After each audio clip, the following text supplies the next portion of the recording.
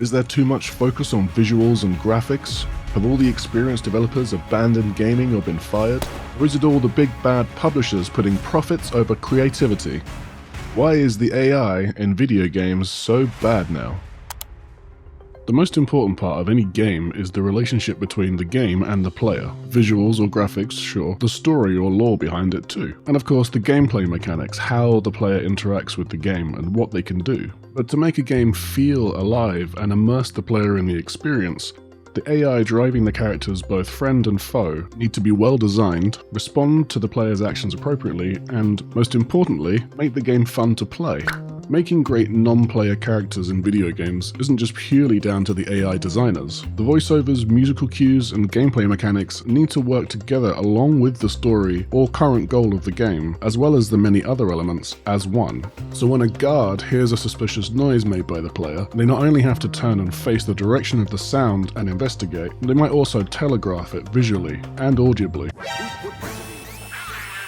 so the player is aware of what's happening. This means developers working on AI behaviors also need to be able to confer with other members of the team, like the level designers, narrative team, or mission designers, to ensure the final product is a cohesive experience. So, what is good AI? To clarify, we're not talking about the deep learning AI that makes and plays the game for you, but the AI that has to be painstakingly programmed by the developers to act in the way that they want it to. I remember hearing a developer say once, making a good AI is not so much about making them appear smart, but more about trying to make sure that they don't look stupid. Without getting too technical, AI is what controls the characters in a video game, and as we've said, what brings a game to life. Whether it be for the enemies you need to fight or the allies that you interact with. Think of them as actors in a movie. Without direction, they would be no different than the other objects in the game, like a tree or a building. And outside of scripted cutscenes, they need to be able to improvise and make decisions on how to act without being told by a human being. To achieve this, essentially the AI must be programmed to assess a problem or situation and then come up with an appropriate solution. Developers use what's called a behavior tree that reads the state of the game and the player and then uses the tree to make a decision on what to do next. So if a player attacks a group of hostiles, for example, those NPC characters need to be programmed to recognize the attack and then react to the attack accordingly. This can obviously be a challenging task, and anyone who's played a video game knows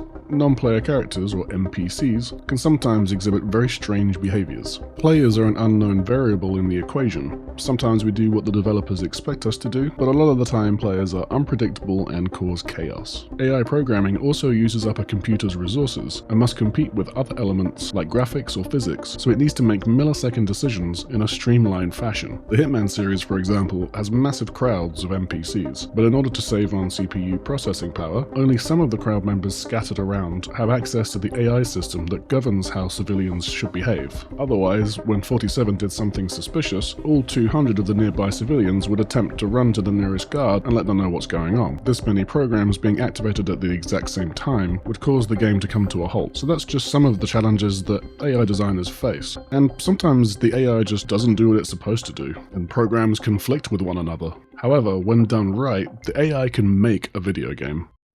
The AI design in Alien Isolation has been celebrated as one of the best ever made. The game and the AI use two states found in the movies, a safer state where the plot can progress called backstage, and an intense state where the alien hunts the player called front stage. The AI that governs the alien is really two AIs, the Director AI and the Alien's AI. The Director AI has the overview of what's going on and knows the location of the alien and the player at all times, and the AI controlling the alien's actions has its own behavior tree, and its goal is to find the player and, well, kill you. And it must do this itself using sight and sound to locate the player, as well as searching predetermined areas of the ship or points of interest. But it can also activate other behaviors, such as searching for players in lockers or vents when the player has used them to evade the xenomorph several times, giving the illusion that the creature is learning from the player's actions. Meanwhile, the Director AI ensures that the alien doesn't make any foolish decisions by sending it back to the player's general vicinity if it wanders too far, where it must resume its search and find you by itself, once again using the behavior tree. The Director AI also manages a menace gauge, which measures the game's intensity. If the gauge hits a certain threshold, the Director AI instructs the alien to retreat, giving the player some relief and a chance to complete some objectives. These two AI systems working in tandem deliver a realistic and terrifying experience, making players feel like they're in the movie, without giving the xenomorph too much of an unfair advantage. Balancing the AI is obviously a challenging aspect of game development. Making it too weak or too powerful can make for either a lackluster or frustrating experience. The key is to make it challenging enough while making sure it's still fun. 2005's Fear is regularly cited as having amazing AI design for its time, and even today by some game standards. The soldiers you face in the game appear to work together, running for cover, flanking and moving in on the player while you're reloading, and communicating with each other about the situation. And I remember playing it when it released, and the combat being engaging right the way through the game, despite it not really varying that much in terms of enemy type. The earlier Halo games had AI behaviors that would adapt to the player's actions, with each enemy type in the group having different behaviors. I remember killing the elites would make the grunts all scatter. The Metal Gear Solid series constantly evolved the capabilities of their AI, taking inspiration from real-world special forces groups, implementing room clearing, search patterns, and defensive positions. And AI isn't just about combat. In many games, especially story-driven or open-world games, characters that you meet or bystanders in the background also need to seem as if they are part of the world and show awareness of the player and their actions. This could mean developing smaller scripted events for the player to find, like the classic microwave incident in the Half-Life series. Now, where did I leave that shutdown procedure chart? My God, what are you doing? Or more broadly, like with the Hitman series and its crowd management AI, with civilians seemingly going about their daily lives, until things kick off, where they must either hit the deck or run for cover. And gameplay-wise, players interacting with the world needs to trigger a response from the characters in the game, when causing distractions or setting up a perfect elimination through a series of interactions made in a specific order. And companion AI, probably some of the most scrutinized AI in video games, as they're often with you for a long time, and used as an anchor for the player to the narrative of the world. And so their actions need to make sense to the player. They need to be able to convey their personality and emotions. Their presence should elevate the current situation. And while much of this is done through more scripted events that the player witnesses, there will in most cases be times when the companion characters must act on their own, so to speak, alongside the player. This is their make or break moment to shine, and it's really important that they don't do anything stupid. BioShock Infinite's main companion character Elizabeth is a notable example of great companion AI. While there are scripted interactions between the character and the player, there are many times where the player has control of where they go and what they are looking at. And so the AI of Elizabeth needs to be programmed to not only be aware of where the player is, but where they are facing, so they don't miss an important moment. To minimise the need for the player to turn and face her, the Liz Squad adopted the principle of blocking, a process in theatre that dictates how a character positions and moves themselves within the world. However, the problem with that is in traditional theatre we have but one stage, and the audience is always facing towards it. In BioShock Infinite, the entirety of Columbia is the theatre stage. So how do we ensure the audience is always facing the performance? This drove the AI team to adopt the principle of goal side, a defensive strategy in football that reinforces a need for players to stand between the ball and the goal whenever they lose possession. In this context, however, the goal is always the next objective in the game, and the player always has possession of the ball. This means that Liz aims to be goal side at all times and will interact with items of interest that are nearby, meaning that the blocking principle is upheld throughout the gameplay experience. If she's always trying to be standing between you and your goal, then the stage is always in the right place for you to observe her performance. The area that Liz can interact within while remaining goal side is referred to by the Liz Squad as the Golden Path.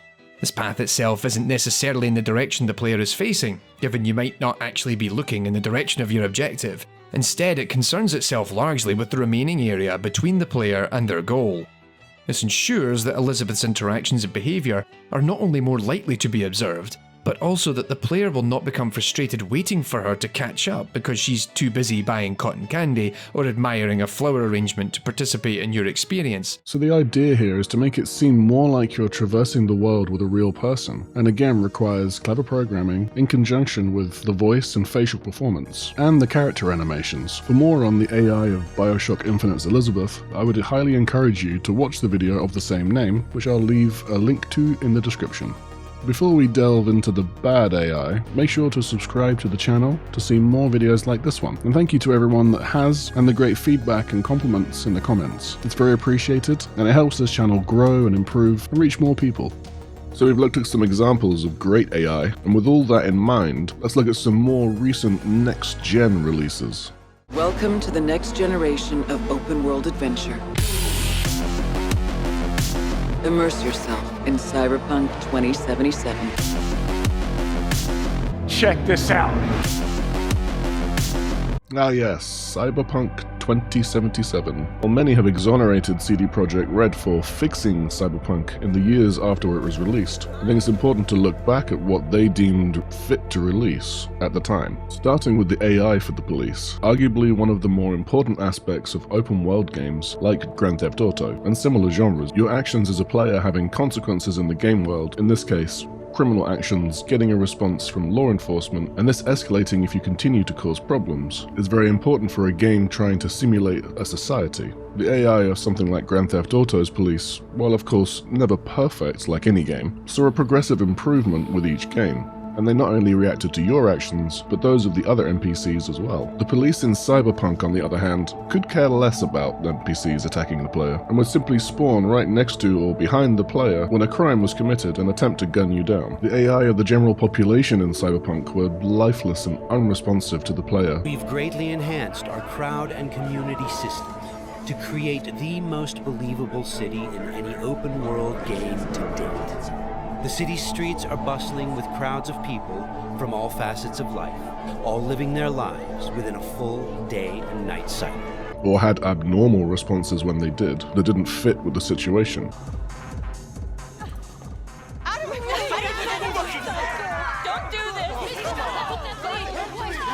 They might be forgiven for this if we didn't have so many examples of games doing this so much better in the very same type of environment. The combat against AI is painful to watch when we have something like Fear to compare it to. There's little to no coordination between enemy NPCs and almost no interaction between them and your companions. They essentially just stood and waited for the player to be in line of sight before attempting to attack. This wasn't just a case of bugs and glitches interfering with normal operation.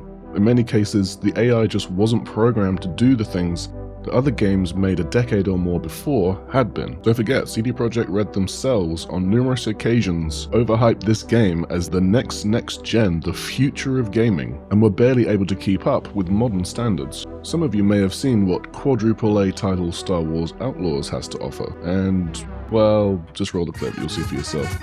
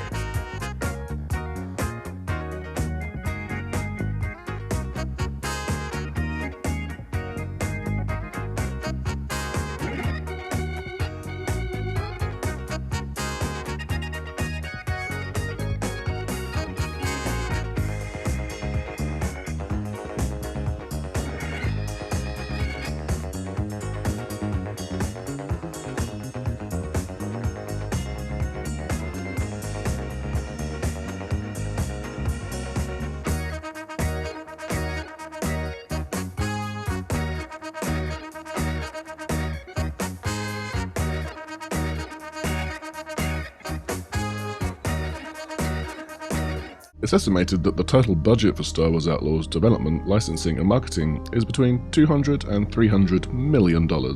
Unknown 9 Awakening from Reflector Entertainment, a Bandai Namco Europe-owned studio, offering a unique narrative-driven experience, and their website consistently focuses on storytelling and also technical prowess. Let's see what they've got.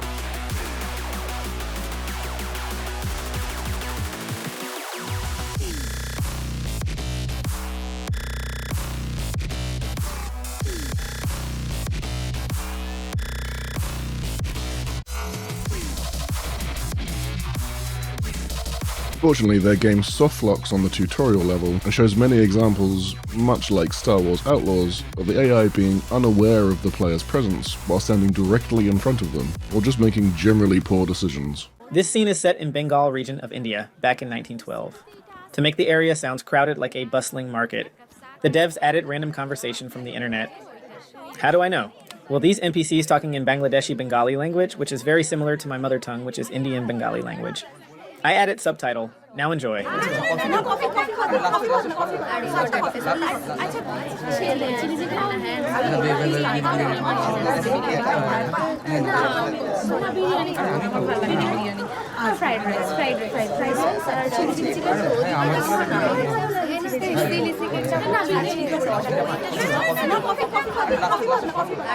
When you're trying to present a unique, narrative-driven experience, you still need the gameplay to function correctly in order to tell that story to the player. And it's not quite the same as the failings of AI in games such as Skyrim, for example. The NPC's odd behavior was more understandable and even funny in some cases. The player can go anywhere at any time. It makes sense that wires can get crossed, and it never really took you out of the environment and the immersion, although Bethesda should still be called out for it, and they were. Someone even mentioned to me the other day the lazy AI design of Mario Party. Sure, it is meant to be played by a group of real people, but still, there's a huge company behind this game. They need to be not doing stupid things like buying items that will get them a star and not using them, or going towards a star when they don't have enough money to buy it, and not doing anything correctly in the minigames when you're teamed up with them. This is a board game, come on. Is it really that hard to take a little bit extra time to make sure it works properly? These games aren't cheap, and they sometimes have hundreds of millions of dollar budgets, and aim to make much more back.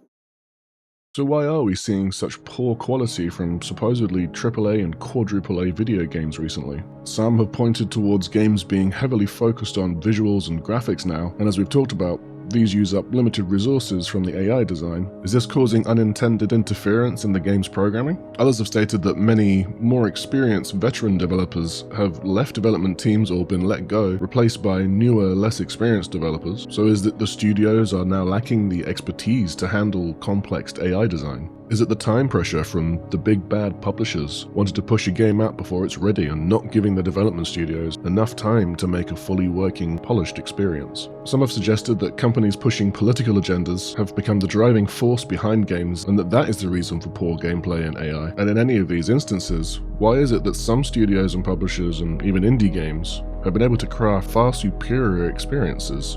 Let me know what you think. This channel is from the perspective of the gamers, the people buying the games with their hard-earned cash and playing them with what little free time they have. But I'd love to hear the thoughts of people working in the industry. It's not about pointing the finger of blame, but acknowledging and addressing the issues we're seeing and trying to help steer the ship back in the right direction. And there have of course been many examples over the years of bad or broken AI in video games, not just more recently, but I don't think that's an excuse. When game companies are asking for hundreds of dollars in some cases, it's not unreasonable to expect that something like the AI be at least as good as what we had some 20 years ago. Don't forget to like this video and subscribe to the channel. Thanks for watching, and I'll see you next time.